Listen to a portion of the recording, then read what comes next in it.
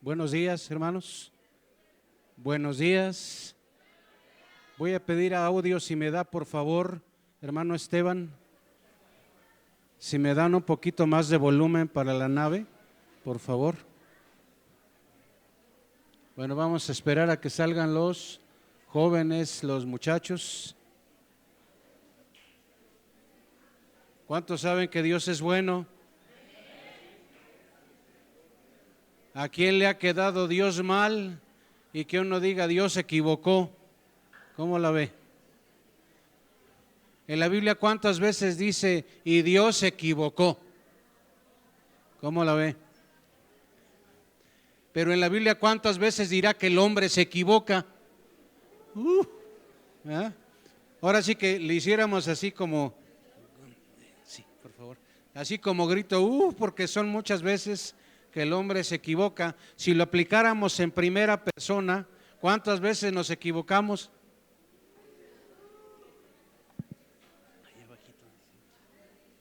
Bueno, le voy a pedir un favor. Así como usted está sentado, vamos a pedirle al Señor que nos dé palabra, ¿le parece? ¿Sí? ¿Estamos de acuerdo? Sí, y bueno, hay algunos de nosotros que estamos como que todavía expectantes. Es que es día feriado, casi ya llegamos a él, y es que estamos celebrando y todo lo demás, pero recuerde siempre lo más importante es el Señor, ¿verdad? Hay aquí adornos, muchas cosas, y en estas fechas tenemos recuerdos, conmemoramos, celebramos, etcétera. Tenemos un espíritu o un sentir muy nacionalista, pero sobre todas las cosas, lo más importante es que Dios vive. Lo más importante es que el Señor Jesús, su presencia de Dios está en nuestra vida. Eso es lo más importante. Vamos a orar en esta mañana. Amantísimo Dios, te damos gracias, te adoramos con todo nuestro corazón. Gracias por este tiempo que pudimos adorarte. Ahora, Señor, queremos juntos meditar en tu palabra. Te rogamos que esta palabra, que siempre es viva, siempre es eficaz, penetre, esté en los corazones y cumpla su propósito, Señor. No sabemos en el corazón de los que estemos aquí cómo hayamos llegado, si con problemas, necesidades, expectantes, no lo sé. Lo importante de todo esto es que tú estás en medio de nosotros, estás en nosotros, y te rogamos que tu palabra cumpla pues ese propósito con el cual existe, por lo cual está, y que tu nombre sea glorificado hoy y por todos los siglos, y todos decimos amén. Gracias, hermanos. Bueno, hoy estamos a 14 de septiembre y quiero informarle algo, hermanos. Cada día más, hoy estaba peinándome y le voy a decir algo que usted no, yo creo que usted no pasa por eso, pero ahora mis pelos y mis cabellos ya no hacen lo que quiero, hacen lo que se les da la gana, ¿verdad? Ya el peine como que hace lo que puede, pero veo que ya no puede mucho. En algunos casos ya no hay ni qué peinar, ¿verdad? La verdad es esa. Pero el tema es que van pasando los años, va pasando el tiempo, y estaba yo recordando en estos días que estaba preparando esto que quería compartir con usted. Celebramos un mes llamado Mes Patrio, ¿está de acuerdo conmigo?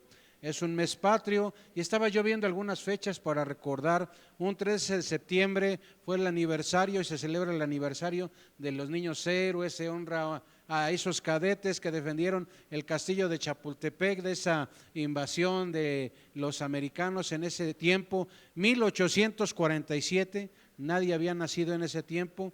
Luego celebramos el 15 de septiembre, ¿verdad? ¿Y cómo lo celebramos? Pues hermano, hay humildemente con pozole y carnitas y no sé qué tanto, y esa es nuestra manera. Bueno, pero ¿qué celebramos el 15 de septiembre? Alguien dice, bueno, para decirlo completo, celebramos el grito de independencia, ¿verdad? ¿Alguien varón aquí ha celebrado un grito de independencia familiarmente? Esperemos que no haya de ese tipo de cosas.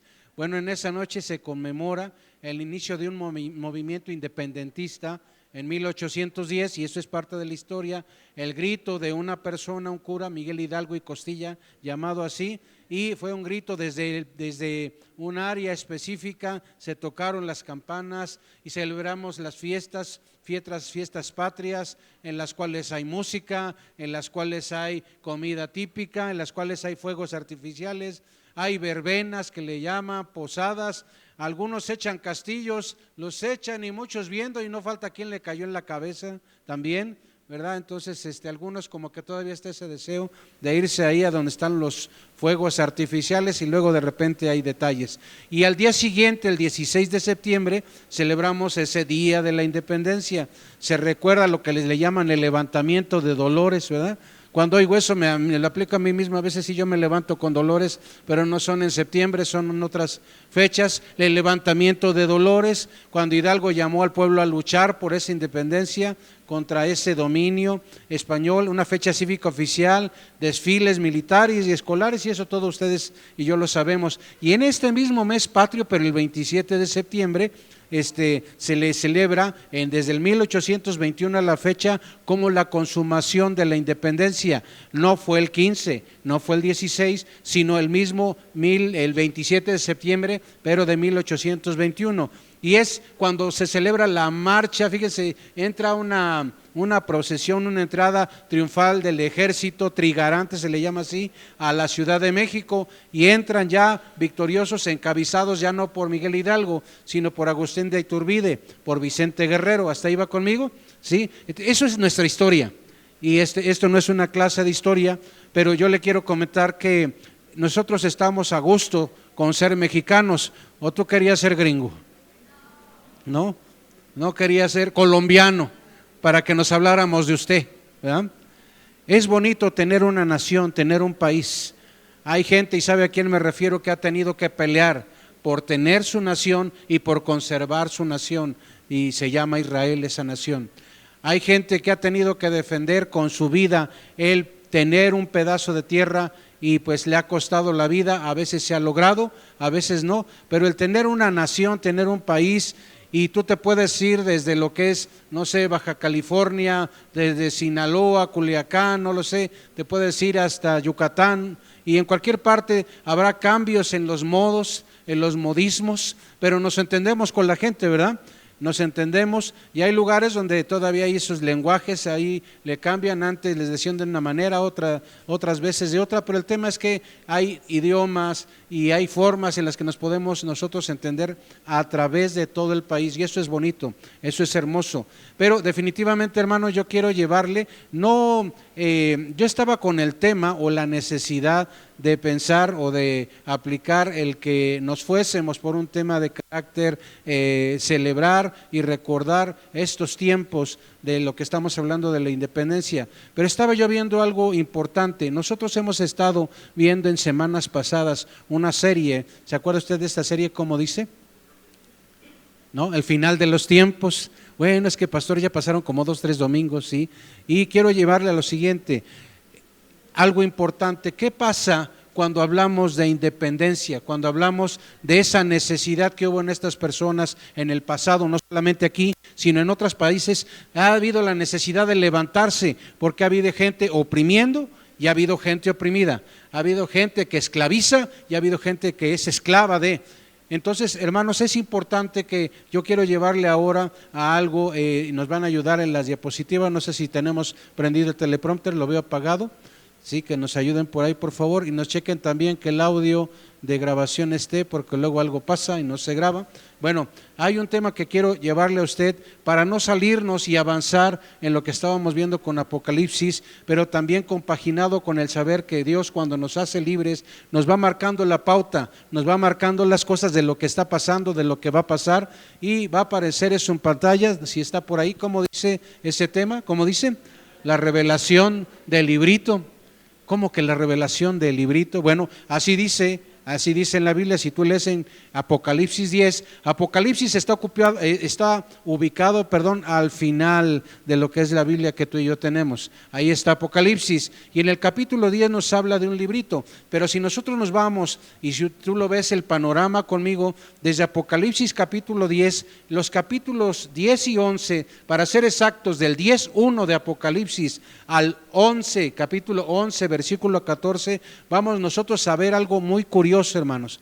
Vamos a ver un intermedio entre lo que son las trompetas de las que nos habla Apocalipsis, un intermedio entre la sexta y la séptima trompeta. ¿Va conmigo en ello? ¿Sí? entre la sexta y la séptima trompeta, vamos a ver nosotros un espacio de algo importante en el tema bíblico, y va a aparecer ahí en su pantalla lo siguiente. Es una tabla que le presento por ahí. Si nos pueden ayudar con la tabla, por favor, mis hermanos. Sí, gracias. Y si usted se fija, en la Biblia nos habla de trompetas, nos habla de referencias bíblicas que están ahí. Y si usted se fija también en Apocalipsis, la primera trompeta, dice en la Biblia, acuérdese de algo, cuando hablamos de temas de carácter escatológico, hablamos de temas que hablan del futuro, y el futuro es algo que no está aquí, el futuro es algo que viene. ¿Cuántos están de acuerdo con eso? ¿Cuántos ya se casaron? ¿Alguno de ustedes trae su argolla de compromiso? ¿Sí? ¿Sí la trae por ahí? Levántela con orgullo, por favor. ¿Sí? Bueno, ¿usted planificó, sí o no? ¿Se puso de acuerdo con su Dulcinea, con la dueña de sus quincenas, mensualidades, o no sé cómo le llame, pero se puso de acuerdo y usted le propuso matrimonio, ¿se acuerda? ¿Y qué le dijo usted? Hasta se van a poner algunos románticos, algunos melancólicos, yo no sé. Pero la boda no estaba ahí en ese momento. ¿Qué pasó? Estábamos planificando, estábamos programándonos por calendario, día, hora, dónde nos vamos a casar, qué vamos a comer, a quién vamos a invitar y a quién no vamos a invitar. ¿Se acuerda de todo eso? Eso es el futuro. No estábamos en ese momento, pero eso sucedió después y gracias a Dios se dio. Espero que sea un gracias a Dios que digamos que nos casamos, ¿verdad? Que no haya un ¿para qué me casé? Espero que eso no suceda. Si en alguno de ustedes pasa eso, acérquese con nosotros porque hay que platicar. La vida de matrimonio no debe de ser un infierno, debe de ser como dijera el canto, ese cielito lindo y querido. Así debe de ser. Fíjese, entonces hablamos de algo que no estaba en ese momento, era un futuro, y ese futuro, un momento en que se cumplió y dejó de ser futuro para convertirse en un presente. ¿Hasta ahí va conmigo? Fíjese, la primera trompeta nos habla de granizo y fuego mezclados, dice con sangre, la tercera parte de la tierra, árboles y hierba fueron quemados, y ahí aparece adelante el simbolismo, es un juicio sobre la tierra, sobre la naturaleza. Segunda trompeta, algo como un gran monte ardiendo cae en el mar, la tercera parte del mar se convierte en sangre, muere la tercera parte de los seres del mar, destruye la tercera parte de las naves. Vamos a hacer una cosa por motivos de avanzar. ¿Me permite? Le mando esta tablita en los medios electrónicos para que ahí lo tenga, sí, porque eso está en la Biblia, ¿verdad? Pero por motivos de fatiga, como yo me quiero cansar y no quiero que se canse, por esta vez se lo mando, pero cheque usted por favor en esto y fíjese que entre la sexta y la séptima trompeta, en la sexta trompeta dice, si usted se va abajo, dice ahí, en la sexta, 4 ángeles atados en el Éufrates son soltados, y un ejército de 200 millones mata a la tercera parte de los hombres. Y entre esa sexta trompeta y la séptima trompeta nos dice, se anuncia, el reino del mundo ha venido a ser de nuestro Señor y de su Cristo. Se abren los cielos, relámpagos, voces, truenos, terremotos, dice granizo, eso dice la Biblia, y podemos checar, ahí están las citas bíblicas para ello, pero le quiero ya llevar directamente a lo siguiente.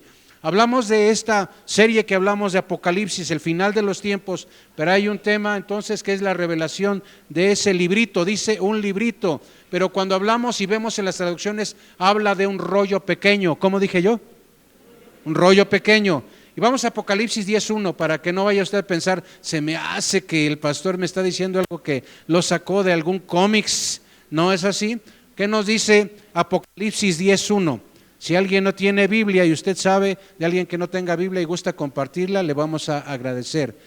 Apocalipsis 10:1 dice, vi descender del cielo a otro ángel fuerte, envuelto en una nube, con el arcoíris sobre su cabeza, y su rostro era como ¿qué? Como el sol, y sus pies como columnas de fuego. Aquí estamos hablando de un ángel extraordinario. Es un ángel extraordinario. ¿Cuántos hemos visto un ángel? Oh, pastor, pues a mi esposo en las mañanas yo lo veo como un ángel. Es muy válido, pero no hablamos de ese ángel. Fíjese, dice la Biblia, este ángel es un ángel fuerte. No es uno, fíjese, no es uno de los que le toca sonar alguna de las 7 trompetas. Es uno, dice aquí, de rango, un rango especial, un rango mayor. No es Cristo tampoco. Algunos malinterpretan y dicen este es Jesucristo. No lo es. Algunos lo manejan esto erróneamente, pero sí es un ángel de un mayor rango y es de un esplendor y de una grandeza muy notorios. Este ángel, dice la Biblia, que está envuelto en una nube. ¿Hasta ahí va conmigo? Dice que está envuelto en una nube. Y la nube, los traductores o los que se dedican a estudiar dicen que esto significa juicio, significa también presencia del Señor. Dice que tiene un arco iris sobre su cabeza. Ese arco iris significa pacto. ¿Cómo dije yo?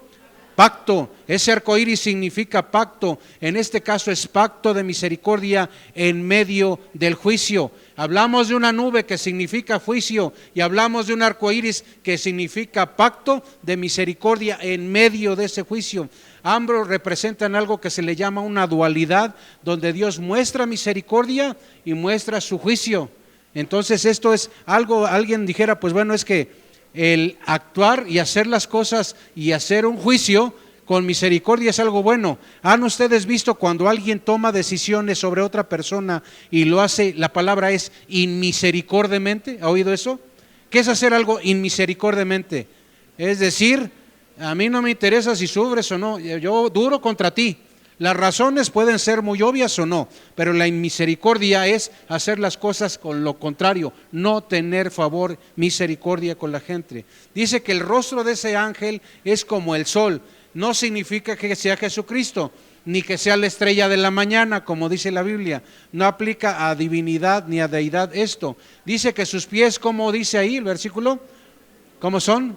Como columnas de fuego. Y significan, fíjese hermano, significan resolución, significan firmeza de ejecución divina. ¿Sí? Cuando nosotros estamos, le tocó a usted en la secundaria que estabas tú parado y alguien llegaba por atrás de ti y se paraba atrás de ti pegadito y con sus rodillas te pegaba. ¿Te acuerdas de eso? A ustedes no les pasó porque se dieron siempre a respetar, ¿verdad? Pero quien está así y lo agarran así sin darse cuenta, te dobla las rodillas y te caes. Pero ¿qué pasa si te das cuenta? Sabes que van a llegar alguien así, te diste cuenta previamente y te pones duro, ¿te tiran o no?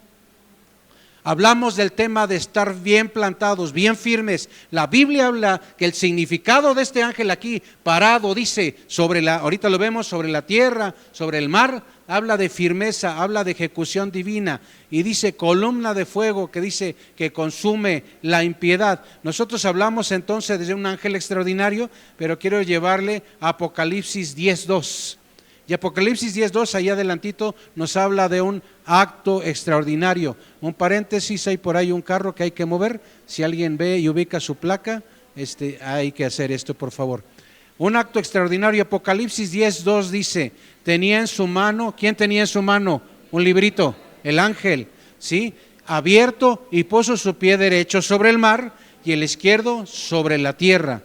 Cuando nosotros vemos este significado del librito, habla del griego biblialidion, que quiere decir rollo pequeño. Eso quiere decir librito, un rollo pequeño. Y si tú te vas a Apocalipsis 5:1, y si nos vamos nosotros, dice, vi en la mano derecha del que estaba sentado en el trono un libro. No dice un librito, dice un libro. Y en el griego libro ahí es biblion. El anterior que yo le dije era bibliaridion, y en este caso es biblion, que es rollo o pergamino. Algunos dicen lo siguiente, es el mismo libro, pero la diferencia es que cuando, ahorita vemos más adelante, tiene que tomarlo ahí, lo que es el apóstol, lo necesitaba con cierto tamaño específico para lo que se le pedía que iba a realizar. Entonces habla de un rollo. Y dice aquí el Apocalipsis 5:1, estaba escrito por dentro y por fuera, sellado con 7 sellos. Entonces vemos que habla en un diminutivo, librito, y habla en el otro lado de libro, ¿sí? Y en lo que es la traducción es un rollo normal, y en el otro habla de un rollo pequeño. ¿Hasta ahí va conmigo? Ajá. Algunos van a decir, pues que es mucho rollo, pastor, pero bueno, esto es lo que dice en la Biblia. Entonces vamos más adelante, dice que el ángel está con un pie, ¿a dónde, hermanos? En el mar, y otro en la tierra, ¿sí? Fíjese, desde lo que es la perspectiva de Juan, este es un ángel muy grande, pues puede colocar un pie en un lado y otro de otro, ¿sí? Y este acto, muchos dicen que es un acto también de autoridad soberana de Dios para el tema de juzgar. Sí, imagínense el espectáculo o lo que le tocó ver a Juan en ese momento, a ese ángel, sus dimensiones, si usted se acuerda, el tema de la teofanía. ¿Se acuerda qué es una teofanía? Lo hemos dicho por acá. ¿Qué es teofanía? Pues quién sabe, pastor, pero se oye muy raro. Es cuando el Señor se manifiesta, aparece de alguna manera, sí, de alguna manera maravillosa, inexplicable, divina, se aparece a los hombres. ¿Hasta ahí va conmigo? Sí, bueno, se aparece.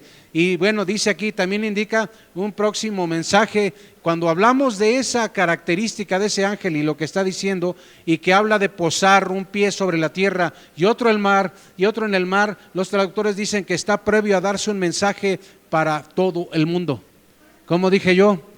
Es un mensaje para todo el mundo, para todo el globo, todas las personas. Anticipa simbólicamente juicios venideros de las 7 trompetas y de las 7 copas. No es lo mismo en la Biblia las 7 trompetas que las 7 copas. Aquí lo importante no es el tamaño, fíjense, hablando claro, no es el tamaño ni la majestuosidad del ángel de la cual nos habla Apocalipsis 10, sino del mensaje de lo que está escrito en el libro. Eso es lo importante. ¿A cuántos los ha correteado un león? ¿No? Pues por eso estamos aquí, pastor, si no ya seríamos historia. Apocalipsis 10:3 dice, y clamó a gran voz. ¿Quién clamó a gran voz? Como ruge un león. ¿Qué dice el versículo anterior? Tenía en su mano un libro, ese ángel, ¿sí? Ese ángel, y luego dice, clamó a gran voz ese ángel, como ruge un león, y cuando hubo clamado, 7 truenos emitieron sus voces. El ángel prorrumpió en alta voz como ruge un león.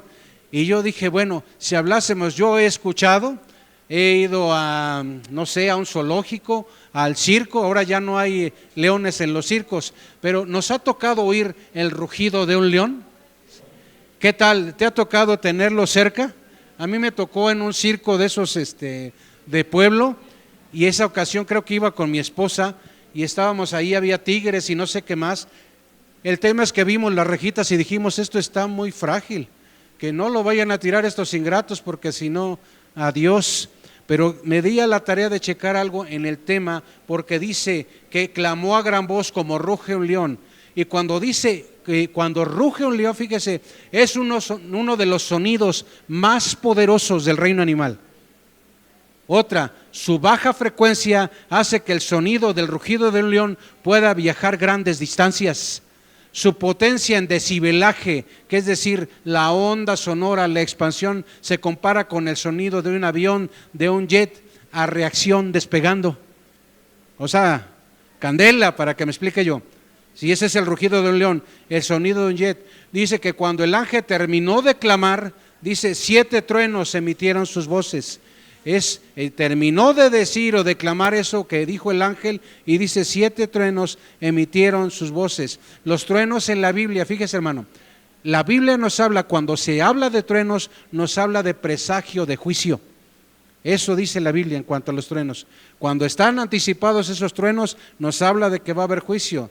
Y cuando habla de 7 truenos ahí, nos habla de perfecto juicio. ¿Hasta ahí va conmigo? ¿Sí? Y luego vamos al versículo 4. ¿Qué dice el versículo 4? Vamos a leerlo juntos. Un favor, léanlo nada más las damas, por favor. El 10:4 a la de 3. 1, 2, 3.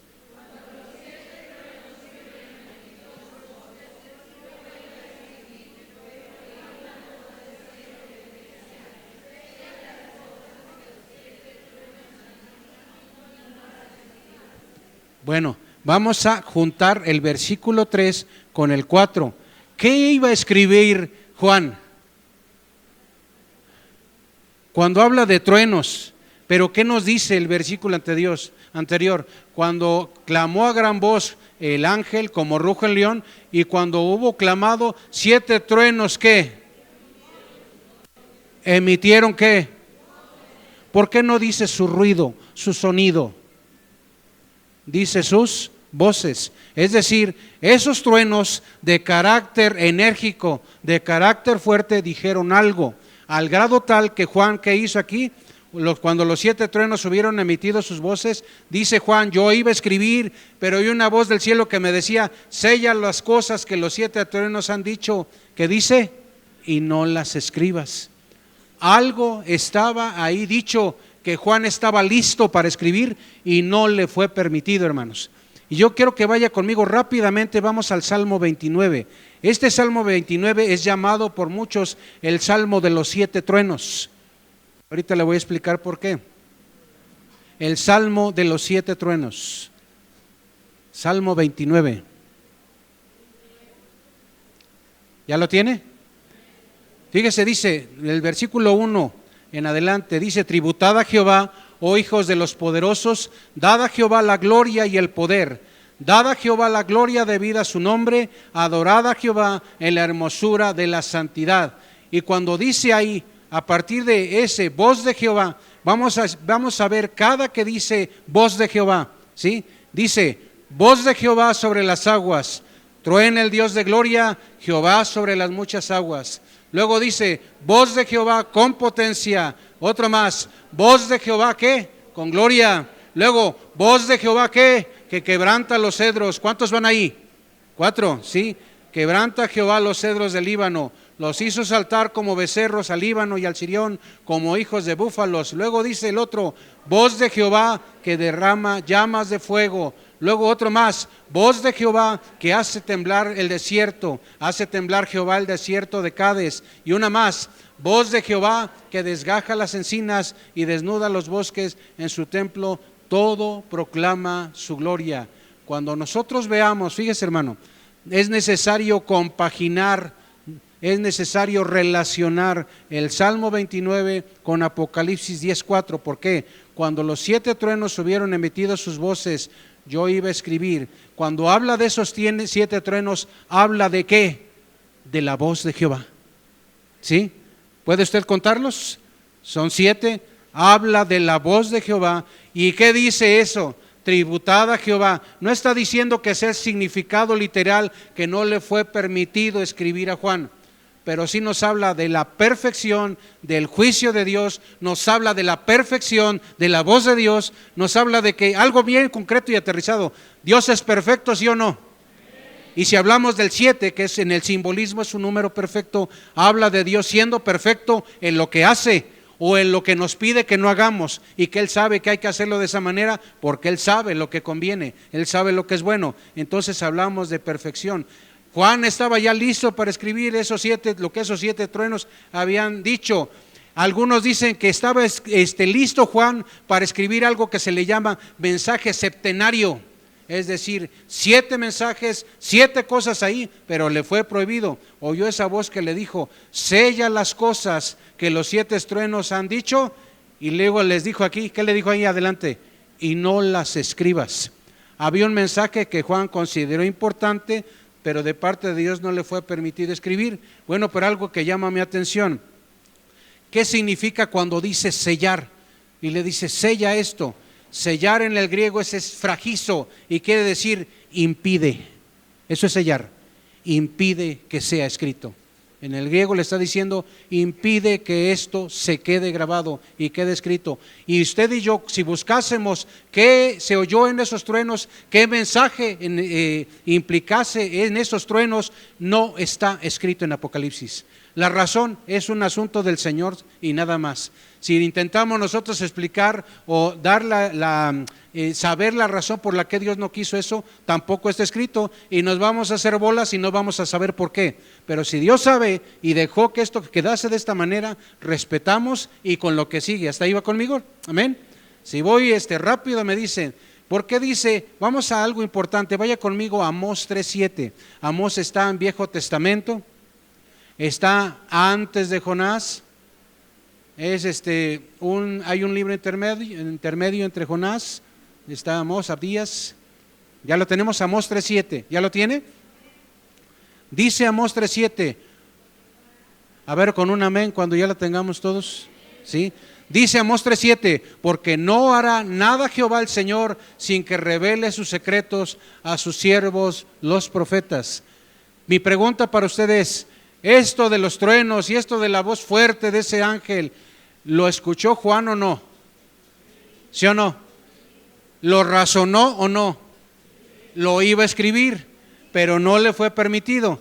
Pero dice, no hará nada Jehová el Señor sin que revele su secreto, revele su secreto a sus siervos, los profetas. En este caso, es uno de los casos, no es el único, en el que Dios habla, se les revela algo a estas personas, pero no se les autoriza a revelarlo. Y yo me pregunté inmediatamente mismo, ¿verdad? Bueno, ¿para qué dice algo y no quiere que se revele? ¿Cómo para qué? ¿Cómo para qué el Señor dice algo a alguien y nada más nos avisa que se reveló, pero no quedó escrito? Hay algunas verdades que al hombre no le es permitido revelar, hermanos. En el mismo, tengo que decirlo en primera persona, a mí hay cosas que algunas han sido incluso con hermanos que me dicen, hermano, pues ayúdeme a orar por esto, pero no le diga ni a mi esposa qué tengo que hacer. Hermana, ven, te tengo un chisme para que me apoyes a orar. Es sobre tu marido, entonces ya no es chisme. ¿Qué tengo que hacer? Ahí queda, ¿sí? ¿Estamos? ¿Sí? En el tema de orden divino, si el Señor le dijo a alguno de sus profetas, esto te lo callas, ¿qué tiene que hacer aquel? Así como todos somos bien discretitos y aquí no hay chismes, ¿verdad? Nadie dice nada, ¿verdad? Todo está en orden. Fíjese usted, Daniel 8:26 y Daniel 12:9, si usted lo escribe ahí, Daniel se le prohibió registrar algunas cosas y usted lo va a encontrar ahí en Daniel 8:26 y Daniel 12:9. Hubo cosas que a Daniel se le prohibió decir. Si hablamos del apóstol Pablo, ahí en 2 de Corintios capítulo 12 versículo 4, no se le permitió expresar ciertas palabras. Y eso, si el Señor lo dice que es así, que está bien, ¿no? ¿Estamos de acuerdo? Está bien. Y no se trata de entenderlo, es como el tema del accionar del Señor en cuanto a las guerras, lo que permite que pase. No es que el Señor esté contento con la muerte del pecador, pero hay muchas cosas que llevan una inercia propia del pecado, todavía haciendo su labor, su triste labor en los hombres que todavía no han sido salvados. Todavía eso sigue sucediendo. El Señor está permitiendo muchas cosas todavía. Hay verdades que Dios ha decidido no revelar. Y aquí aparecen unas imágenes, usted sabe, está familiarizado con ellas, estas cosas. Tuvimos un accidente. Este accidente fue el día lunes de la semana pasada, en lo que le llaman el trenazo allá en Atlacomulco, que es por cierto por donde pasamos cuando vamos a la tierra de mi esposa. Espero que también sea mi tierra, no sé si tenga algo en la herencia, pero no me ha dicho nada, ¿verdad? Y entonces pasamos frecuentemente por ahí, hermanos, y yo nunca había visto pasar ahí un tren de las veces que he pasado. No paso seguido, pero cada que he pasado, que son muchas, he pasado, no me ha tocado ahí cruzarme con un tren nunca. No sé qué pasó, pero el tema es que Dios sabía lo que iba a pasar ese día lunes, hermano. ¿Cómo la ve? Dios sabía lo que iba a pasar apenas en esta semana con la explosión de este gas. Son imágenes tremendas, hermano, imágenes muy tristes, pero la pregunta es, Dios sí sabía, ¿verdad?, sobre esto. Bueno, imagínese, tú vas por la calle, vas bien tranquilo, no sé si te despediste o no de tu familia, vas rumbo a tu trabajo y estamos hablando de segundos, hermano, segundos, no te diste cuenta y ya no supiste qué pasó. El tema es que te fue arrebatada la vida. ¿Cómo ves? ¿Esto será sencillo? Para la familia es triste. Aquella persona sin Cristo que no reconoció que Jesucristo es Señor y Salvador de su vida, ¿qué crees que pasó con ella? Toda la gente que ahí murió, ¿cómo la ves? De acuerdo a lo que dice la Biblia, ¿todo mundo va al cielo? ¿Todo mundo va con Él? ¿Quién es el que va con Cristo? ¿El que es de la religión X o Y? ¿Quién es el que va con Cristo? ¿El que da más limosnas? ¿El que da más ofrendas? ¿El que llega más temprano al culto o llega más tarde? ¿Quién es el que va con Cristo? Dice la Biblia dice tu Biblia y dice mi Biblia, un libro que existe y a la fecha sigue cambiando vidas, porque es la palabra viva de Dios, que no todo aquel que le diga Señor, Señor, entraré en el reino de los cielos, sino el que haga su voluntad. ¿Y cuál es su voluntad? De primera mano yo tengo que reconocer que Jesucristo es Señor y Salvador. Y no nada más es Señor y Salvador, es mi Señor, es mi Salvador. Y el Señor, cuando yo hago esto y creo en Él, confío en Él, y es más, ¿saben cuándo ha visto el pastor a Dios? Este servidor que está aquí, ¿cuándo lo he visto? Jamás lo he visto. ¿Cuándo has visto tú a Dios? ¿Cuándo? Si lo has visto, luego me platicas cómo es. Ya no estuvieras aquí si se nos hubiera parecido tal cual, pero te voy a decir algo, por fe andamos, dice su palabra, no por vista, y al Señor le encanta el tema de la fe. Estas personas, hubo gente que se fue con Él, hubo gente que no, pero Dios sabía exactamente lo que iba a pasar estos 2 días y estas 2 circunstancias, así mismo como lo que todo pasa con nosotros. Él sabe todas las cosas, y hermanos, no porque el Señor lo sepa quiere decir que está obligado a decirnos muchas cosas, ni porque lo permita quiere decir que Él deja de ser Dios, ni porque nos parezca o no nos parezca lo que Él permite que suceda. Él no deja de ser quien es y no deja de estar en su trono ahí, haciendo y decidiendo por nosotros. Dice el versículo 5 y 6 del mismo Apocalipsis, capítulo 10, nos habla también de un anuncio extraordinario. Y dice, el ángel que vi en pie sobre el mar y sobre la tierra, levantó su mano al cielo y juró, porque el que vive por los siglos de los siglos, dice, que creó el cielo y las cosas que están en él, y la tierra y las cosas que están en ella, y el mar y las cosas que están en él, que el tiempo, ¿qué dice ahí? No sería más. Ese ángel del cual nos habla la Biblia, con un pie asentado en el mar y otro en la tierra, dice que levantó su mano al cielo y juró. ¿Y qué dice ahí adelante? ¿Juró qué? ¿Juró por él? ¿Habló de sí? No, dice, juró por el que vive por los siglos de los siglos. ¿De quién está hablando ahí? De Jesucristo. Fíjese, ese ángel juró por el que vive por los siglos de los siglos, que creó el cielo y las cosas que están en él. En el principio era el verbo, dice Juan. ¿Y luego qué dice?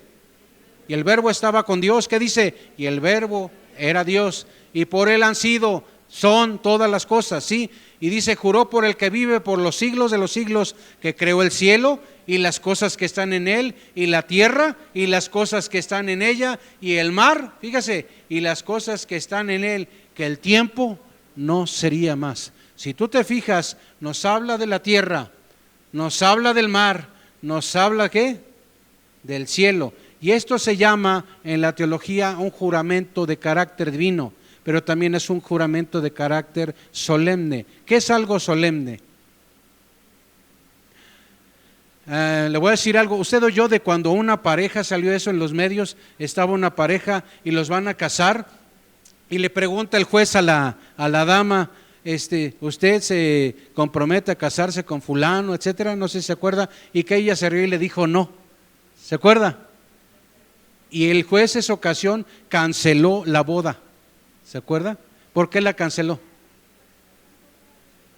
Y la chica pues después no supo cómo estuvo el asunto, pero le salió caro el tema de que haya hecho una broma, un acto, un momento solemne. Algo solemne implica respeto, implica seriedad, implica tomarlo como es, algo que hay que darle plena atención. No es un tema de juego. Y cuando hablamos de algo aquí en la Biblia que nos habla, en este caso de ese ángel haciendo esto, es una actividad de carácter solemne. Y reúne algunos comentaristas dicen que al reunir la tierra, el mar y el cielo, usa los elementos llamados cósmicos de la creación. Usa el cielo, usa la tierra, usa el mar. Sí, y esto es un juramento solemne, hecho por Dios mismo. Fíjese, habla, ese ángel, ¿de quién es? ¿Es creado por quién? Por Dios, ¿sí? ¿A quién es dirigido ese voto? A Dios, ¿sí? Es un hecho mismo dirigido por la mano de Dios al cielo, es de suma importancia. Pero hay algo que me llama la atención, dice al final de ese versículo, dice el tiempo, ¿qué dice ahí? no será más. Esto está diciendo, algo que está pasando ya va a dejar de pasar. Esto que está sucediendo ahora ya no va a ser más. Dice, el tiempo ha terminado, ya no hay más demora, eso es su significado. Pasó la gracia, fíjese hermano, dice, pasó la gracia e inicia el juicio. Y hay un comentarista que dice, ya no habrá dilación. Dilación viene de dilatar, de dejar, de retardar, ya no habrá más. Entonces fíjese, cuando dice la Biblia, el tiempo no será más, nos está hablando, fíjese, que ya llegó ahora el tiempo de juicio, llegó el tiempo de renovación, llegó el tiempo también inevitablemente de destrucción y llegó el tiempo de nueva creación. Eso significa. Esto tengo que repetirlo porque es importante, bueno, toda la Biblia es importante, pero cuando habla de que el tiempo no será más, está hablando de que ya llega el juicio, llega la renovación, llega la destrucción para aquellos que no estén en él y llega esa nueva creación. Y vaya conmigo a Apocalipsis 17, hermanos. Apocalipsis 17. Ahora varones con esa voz así fuerte, aguardientosa no por favor, pero fuerte, sí. Apocalipsis 17, ¿qué dice? Sino que en los días de la voz del séptimo ángel, cuando él comience a tocar la trompeta, el misterio de Dios se consumará, como él lo anunció a los siervos, los profetas. Ahora yo le voy a preguntar a mis hermanas, ¿oyeron a los varones? Fíjese hermanos, no nada más es que me contestaron, sino con la enjundia, como lo contestaron, ¿verdad? Como que como dijera mi hermanito Juan, duro con ellos, ¿verdad? Bueno, vamos a leerlos nuevamente, hermanos, no vaya a ser que piense que no leemos fuerte. 17 dice, sino que en los días de la voz del séptimo ángel, cuando él comience a tocar la trompeta, el misterio de Dios se consumará, como él lo anunció a sus siervos los profetas. Cuando dice aquí, en los días de la voz del séptimo ángel, cuando él comience a tocar la trompeta, el misterio de Dios se consumará. Cuando habla de ese misterio de Dios, habla en el griego de será satisfecho, es decir, terminará. El misterio de Dios terminará. Cuando ese ángel, el séptimo ángel, comience a tocar esa trompeta, fíjese, estamos hablando de otro, comenzará un proceso, que se llama juicio universal. ¿Alguno de nosotros ha visto en los medios una película lo que es un juicio? ¿Qué comprende el tema de la gente que está en un juicio? Obviamente un juez, un estrado, hay un ¿qué? Hay un acusado, hay un acusador, hay ¿qué? Abogados, ¿y qué más hay? Los que dan el dictamen o determinan, un jurado, ¿sí? Hay un jurado. Cuando nos habla en la Biblia de que el tiempo ha venido y llega ese juicio, va a haber un juicio de carácter universal en donde va a haber la culminación, fíjese hermano, la culminación final de todas las cosas. Si a mí me hablaran ahorita, hermano, si a ti te dicen, no sé, aquí puede ser, haber gente que diga, pues yo no creo en el infierno porque nunca lo he visto. Mi pregunta para ti sería, ¿por qué no crees en el infierno? ¿Eso anula el tema de que existe o no? Porque yo no vea algo, ¿quiere decir que eso no existe? Yo le voy a decir algo. Yo he escuchado por ahí de un animalito, un ave, no recuerdo su nombre, pero tiene una característica muy peculiar. Está feo el ingrato. Es como si fuera un avestruz, pero tiene un pico ancho. Está feo la pobrecita ave, pero para Dios está bonita, ¿verdad? Pero a la hora de que él mueve su pico, es un pico grande, tosco, pero lo mueve muy rápido, como si fuera una maraca, pero muy rápido. Y ha habido gente que se ha acercado a él sin saber que es una de las aves más peligrosas de la naturaleza. Sin saberlo, obviamente. Yo jamás lo he visto y me enteré de su existencia por los medios. Pero si no lo hubiera visto en medios y alguien me platicara, oye, ¿existe esta ave? ¿Y hace esto? ¿Y tiene esta apariencia? No, ¿cómo crees? Eso no existe. ¿Por qué? Porque no lo he visto. ¿Quién invalida? ¿Quién puede decir que porque el hombre tenga el conocimiento que tenga o crea tener el conocimiento que tenga, que porque nosotros nos negásemos a lo que dice la Biblia que está escrito, por eso va a dejar de ser? ¿Por eso va a dejar de suceder? Definitivamente eso no va a pasar, hermanos. Yo le quiero decir algo, si el Señor, escúcheme esto, si el Señor nos permitiera No le digo 5 minutos, no le digo 4 minutos. Si el Señor nos permitiera 30 segundos, 20 segundos, 5 segundos, nos permitiera ver el infierno, literalmente, gente ahí sufriendo, porque eso está escrito en la Biblia, no es algo que yo saqué de la manga. Si el Señor nos permitiera ver eso, ¿sabe qué? Estaríamos postrados, humillados, arrodillados delante del Señor. Y si nos permitiera ver su gloria en toda la extensión, ver esa nueva Jerusalén, ver el cielo, ver a los ángeles, verle a Él cara a cara, ¿qué cree que haríamos nosotros? Cuando nos vamos, ya es hora, para luego es tarde. Pero el Señor, hermano, escúcheme esto, el Señor le agrada, ¿sí?, que nosotros sin fe, con la poquita fe que tengamos, nosotros creamos en Él, porque sin fe es imposible agradar a Dios. Tomás, porque me viste, creíste. Bienaventurados son los que no vieron y creyeron. ¿Qué cree? Usted y yo somos bienaventurados. ¿Qué es eso de ser bienaventurados? Estar contentos, estar felices, estar. ¿Quién está contento que al rato va a comer pozole o lo que vaya a comer?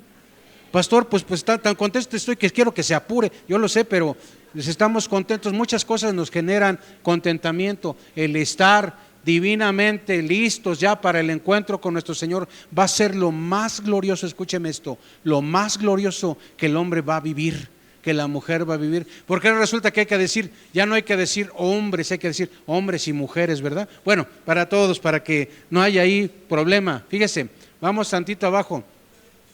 Y dice, va a haber en el Apocalipsis 10:8, dice, va a haber una tarea extraordinaria. Y hay una tarea extraordinaria de la cual nos habla aquí. La voz que oí del cielo habló otra vez conmigo. ¿Quién está hablando esto? Juan. Y dijo, ve y toma el librito que está abierto en la mano del ángel que está en pie sobre el mar y sobre la tierra. Fíjese, esta es la tercera vez que se menciona la posición que tiene el ángel. Esta es la tercera ocasión enfáticamente que se menciona que el ángel está con un pie en el mar y está otro en la tierra, haciendo notar una extraordinaria autoridad. Eso es lo que se comenta en comentarios. Es la tercera vez que se menciona. Y dice ahí en Apocalipsis, los versículos 9 y 10, dice que fue a Juan con el ángel diciéndole, ¿sabes qué? Presta el libro. Bueno, presta el librito, ¿verdad? Y él me dijo, toma. ¿Qué le dijo el ángel? Le dice ahí el ángel, toma, ¿qué dice? Cómelo y te amargará el vientre, pero en tu boca será dulce como la miel. Yo quise imaginarme eso, hermano. Quise imaginarme qué es eso de sentir, sé lo que es algo dulce a la boca, pero algo amargo en el estómago, algo amargo adentro. Pero dice aquí que entonces en el versículo 10, Juan, entonces tomé el librito de la mano del ángel y lo comí. Acuérdese usted que habla, en la Biblia nos habla, cuando vemos las traducciones, nos habla del mismo libro, pero que para efecto de lo que va a suceder con Juan, habla de un libro pequeño, ¿sí? Y lo comí, dice, era dulce en mi boca como la miel, pero cuando lo hube comido, ¿qué dice? Amargó mi vientre. Y aquí quiero lanzarle unas preguntas. Ya saben que el pastor es preguntón, ¿verdad, hermanos? ¿Ah? Entonces no le extrañe. ¿Cuál es el contenido del librito? ¿Cuál es el contenido del librito? ¿Dice en la Biblia el contenido del librito? ¿Cómo la ve? ¿Lo menciona ahí? ¿No lo menciona?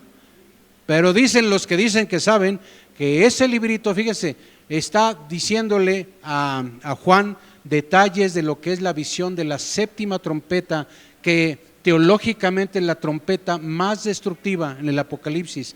Y dentro de esa séptima trompeta están las 7 copas de la ira de Dios. Y está tremendo eso, hermano. ¿Qué es la ira de Dios? Es la ira, lo hemos dicho aquí, la ira perfecta. ¿Qué es algo perfecto? De acuerdo a lo que dice la Biblia, algo sin mancha, algo puro, algo que no tiene falla. Cuando hablamos de ira perfecta, ¿qué es eso?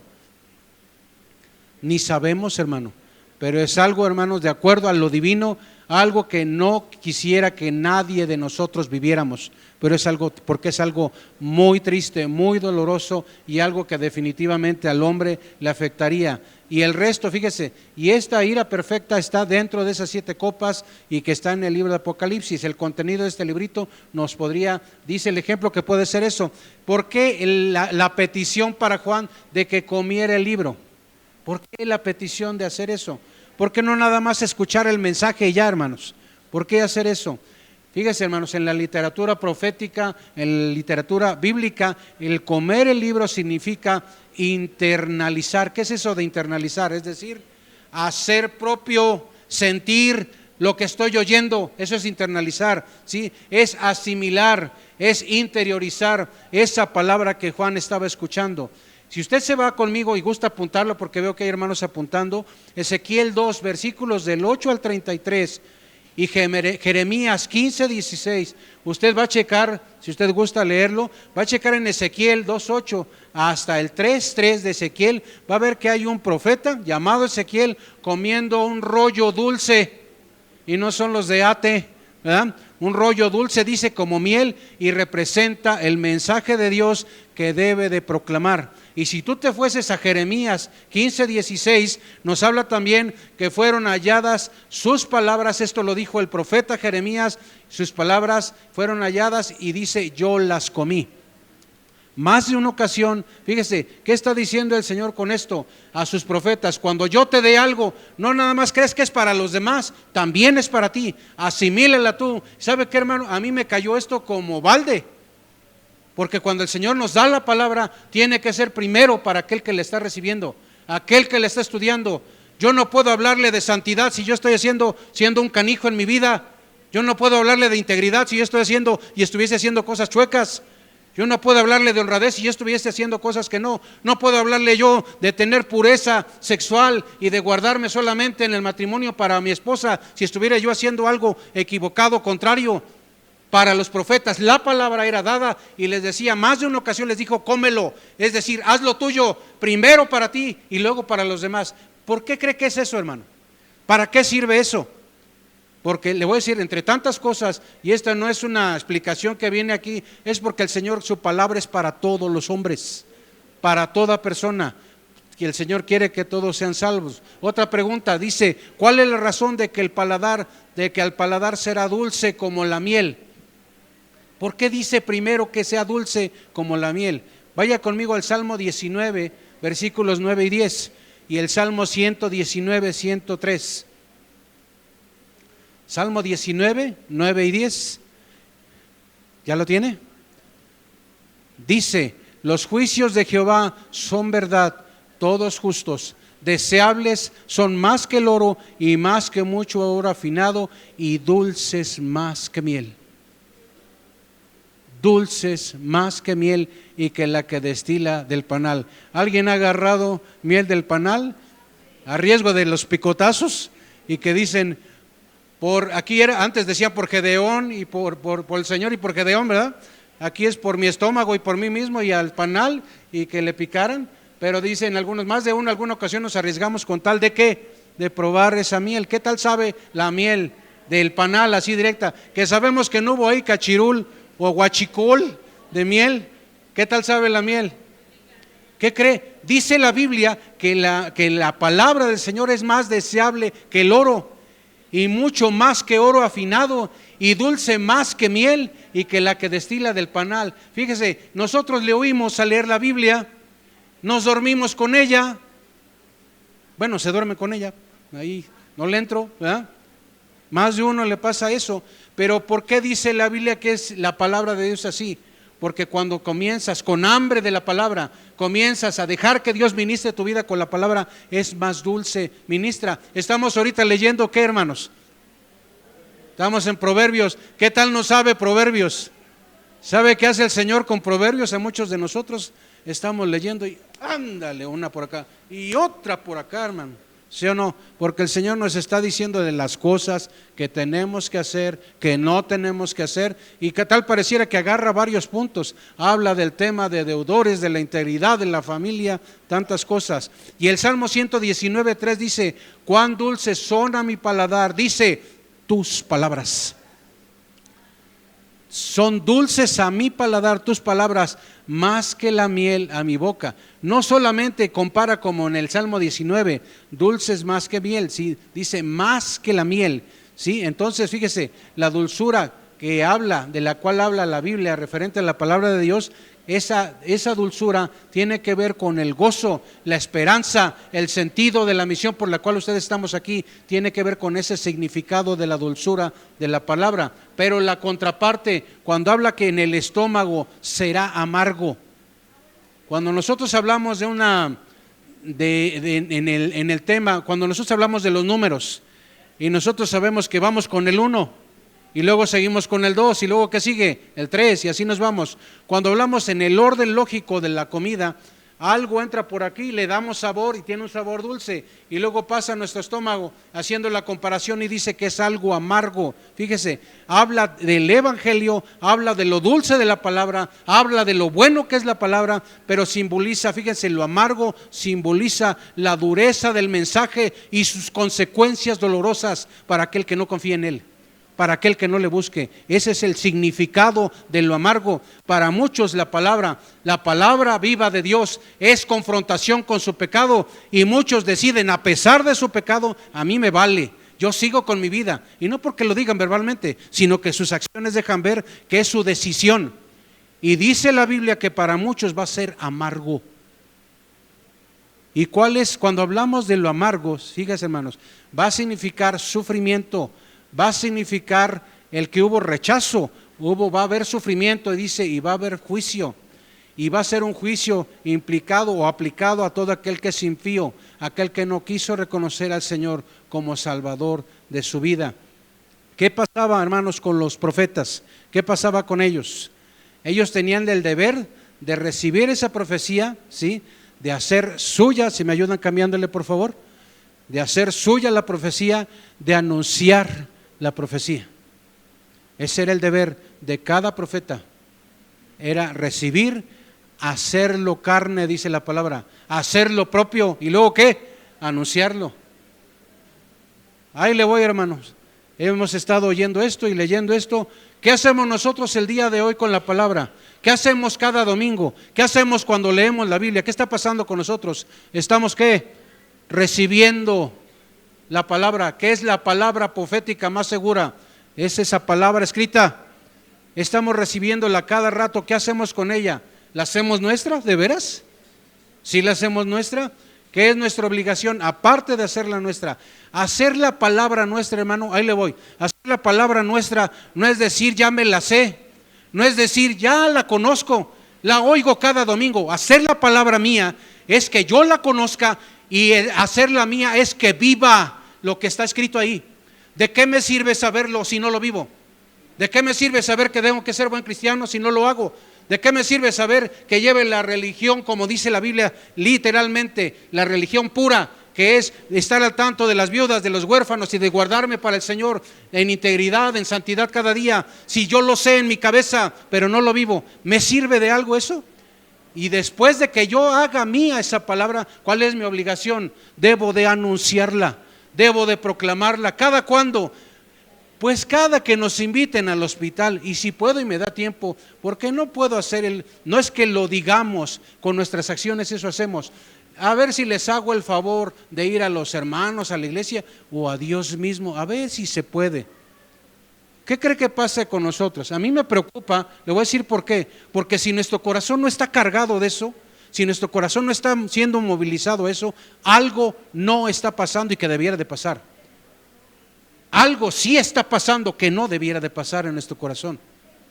Y eso es preocupante. Vaya conmigo a Apocalipsis 10:11, que dice, escúchelo. Y él me dijo, es necesario que profetices otra vez sobre muchos pueblos, naciones, ¿qué dice? Y lenguas.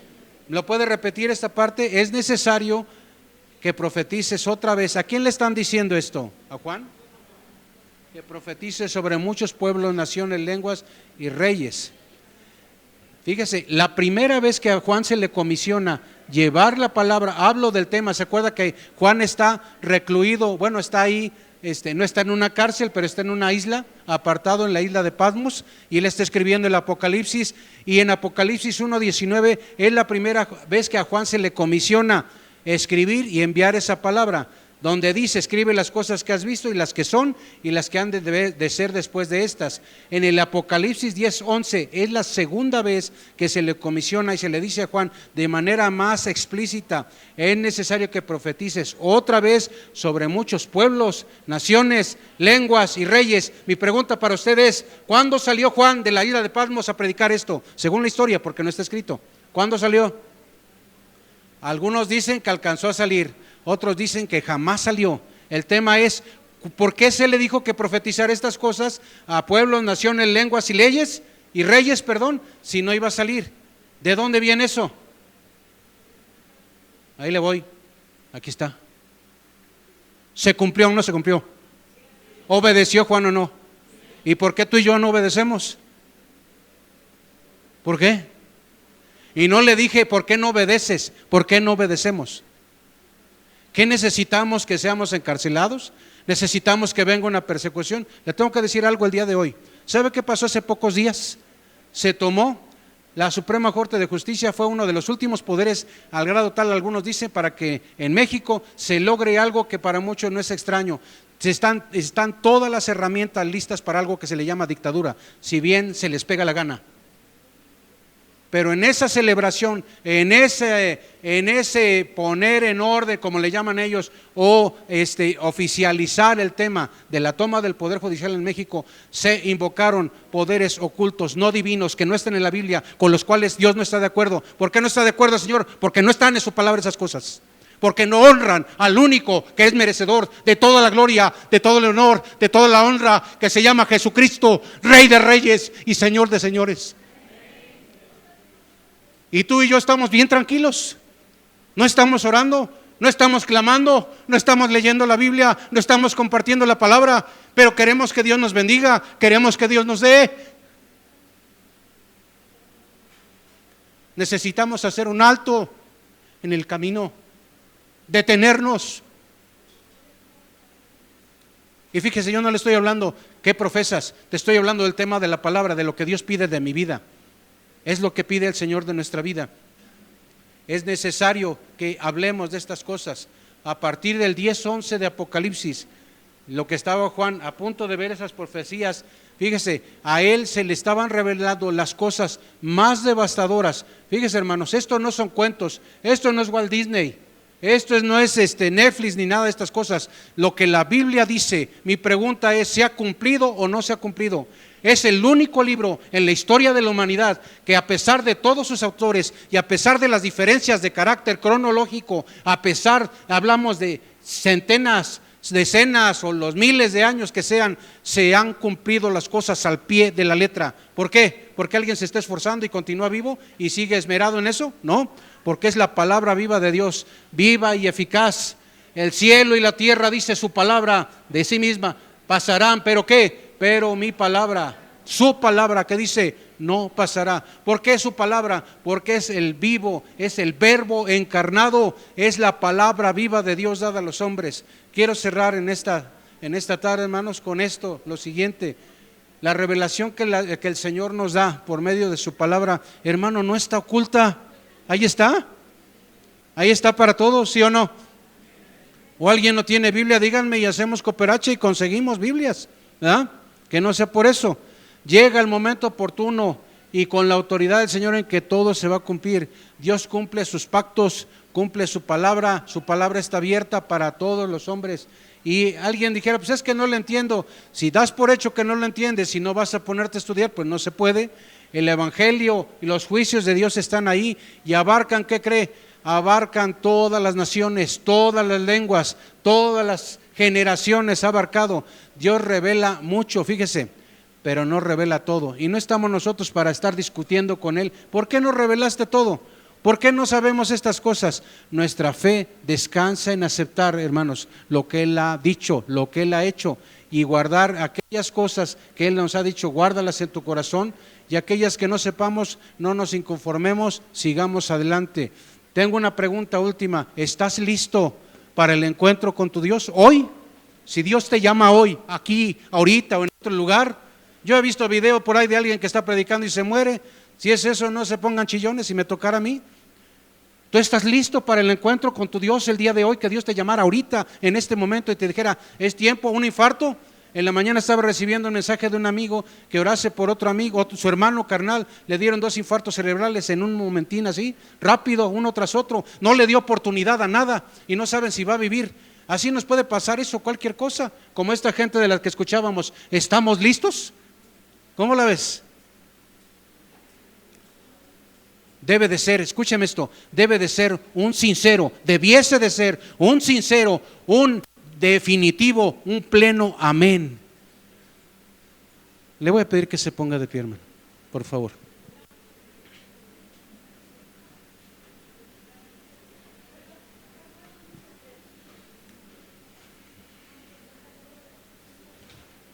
Yo he leído en la Biblia más de una ocasión, amén, sí, ven Señor Jesús.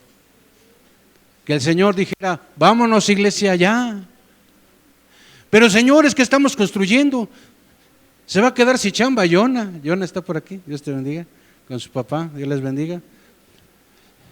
Que el Señor nos llamara como iglesia y nos vamos todos, ¿verdad? Que se quedara esto aquí, ¿qué? ¿Cómo cree que van a estar las cosas allá? Chulada, hermanos, hermoso eso. ¿Cómo creen que se van a ver ustedes? ¿Me voy a ver yo? Bueno, yo soy Bello, ¿verdad? Porque así me apellido, ¿verdad? Pero nada que ver. ¿Cómo creen que nos vamos a ver allá delante de la presencia del Señor? Pero dice la Biblia que algunos resucitarán para vida eterna y otros para condenación eterna. ¿Qué define la diferencia entre uno y otro? Es solamente una cosa: amar al Señor mi Dios con todo mi corazón, con toda mi alma, con toda mi mente, con todas mis fuerzas. Y amar a aquellos que me encuentren en el camino, que el Señor ponga en mi camino. Bendiga a aquellos que yo pueda hacerlo, que sea honesto con la gente, que cumpla lo que dice la palabra del Señor. Yo anhelo, hermanos, que todos nos vayamos al cielo, vayamos con el Señor. Hay gente, le voy a decir algo, hermano, hay gente que piensa que el tema de la Biblia, el tema del cielo y todo eso son mafufadas, así lo digo con esas palabras, eso piensan. Pero muchos, dice la Biblia que muchos se van a sorprender, hermano, porque aquello de lo cual se burlaron muchas personas, decidieron burlarse, resultó que era cierto. Ni modo. Entonces el encargo para todos nosotros es amar a nuestro Señor, buscarle con todo nuestro corazón. Y fíjese, hermano, hoy estamos a punto de celebrar y recordar el tema de la independencia. ¿Qué cree que sea el mejor día de la independencia? Cuando fuimos liberados del poder del pecado y de la muerte, y que vamos con el Rey de Reyes a vivir, a morar con Él. Esa es la mejor libertad. Disfrutemos de esa libertad. Demos gracias, hermanos. Te amamos, Señor.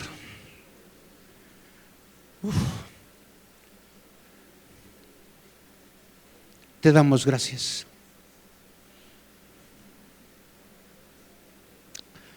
Te necesitamos.